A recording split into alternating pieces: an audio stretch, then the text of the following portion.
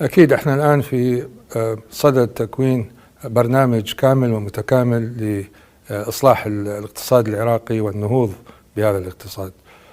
وهذا البرنامج راح يقدم إلى مجلس النواب خلال 3 أشهر القادمة، وراح يكون شامل. فالخطط موجودة وراح تتطرق إلى كل القطاعات مع الاقتصاد العراقي، كل القطاعات الإنتاجية والخدمية.